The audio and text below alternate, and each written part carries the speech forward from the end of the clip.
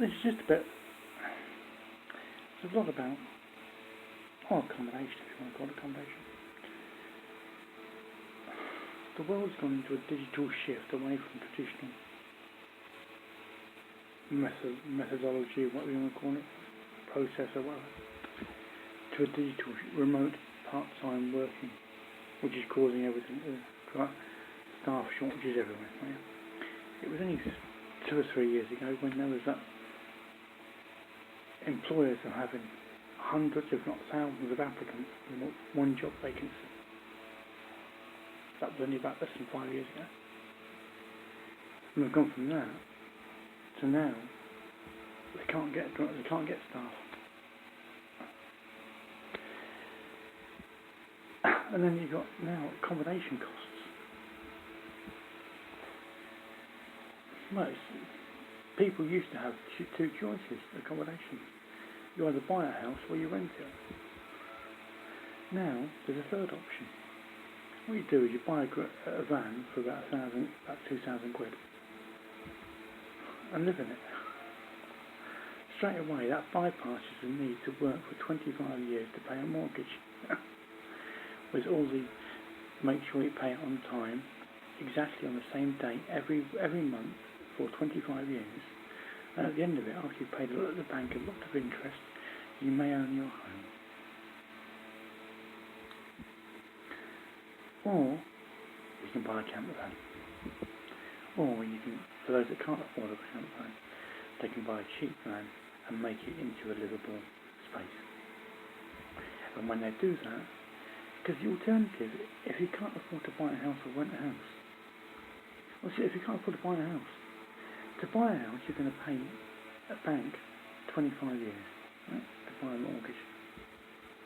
Landlords are buying houses now, and the landlords are buying houses, and it's costing them. It's only taking a landlord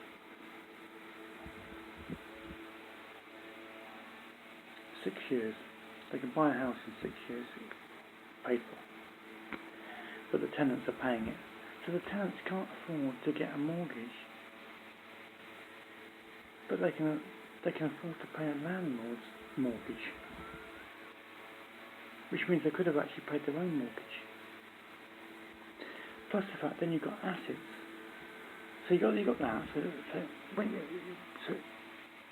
you've only got to pay a bank 25 years to get a mortgage on a house. In the UK, it's about £225,000 average house price. Well, it fluctuates, but it's about that. So basically, £250,000 for a house in the UK.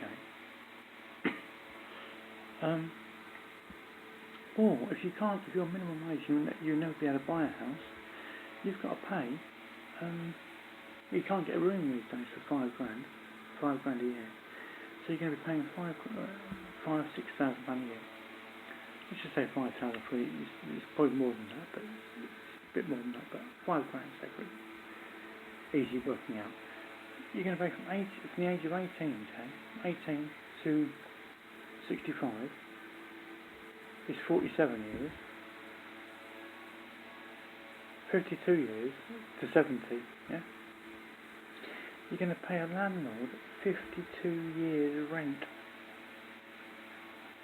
which means you're going to have to pay the first 2 weeks of your monthly wage for 52 years to a landlord. Or you can pay it to a van retailer on finance and live in it. It's cheaper. Even if you paid it on finance, it's still cheap because at the end of a finance deal you'd have some equity which you get a part exchange something, which would reduce your finance as you keep. So your accommodation cost will still be less than paying rent, living in a brand new van, VW Crafter, Merc Sprinter, Mercedes Sprinter. And this is not just a UK thing, it's global. People in Canada, people in the States, people everywhere, Australia, all living in vans because it's a great way of life. And companies can't work, they can't get their head around it. The people living in vans and loving it. And then they're becoming YouTubers. Basically, Google and Facebook are their bosses. And there's no, make sure you dress smart. You could be in your, this is it. You could be a YouTuber from anywhere. I'm not a trendy YouTuber, I just make content about the main name that nobody understands. And living in a car which nobody understands. And day trading the internet, which not many people understand. Day trading the stock market on the internet. But because the ad dollars, people are living within Google ad dollar budgets, which is why if you watch a YouTube channel, they've got a Patreon account, they've got a PayPal where you can donate to them, you can pay them money per month on a Patreon, you can click a YouTube join button which means you pay them again, you can look a channel sponsor, you can be a company that actually promotes your products via their website, which means that pays them some money as well. And that money is about the price of a van, monthly payment for a van, or just living costs. And the world wants to be a YouTuber, and that's why this is it, or Instagrammer, or whatever, yeah. But because the ad dollars percentage is not very, you'll never get rich on ad dollars initially. It takes some time for the YouTube ad dollars train to get going, but then it can't stop, almost. Well, it can, but it almost can't stop. So Google and Facebook effectively are funding the free van life. So there's no need to work. And then you've got a staff shortage globally. It's all, and many people have got cryptocurrency. Many people only use cryptocurrency. They don't use cash. That in itself. No cash, no cash machine, no banks. No problem. That causes massive chaos. The UK wants to take 10 billion off the public. Facebook can put his hand in his back pocket for 10 billion and lose change. So could Google, could Amazon, and give it to the public for free.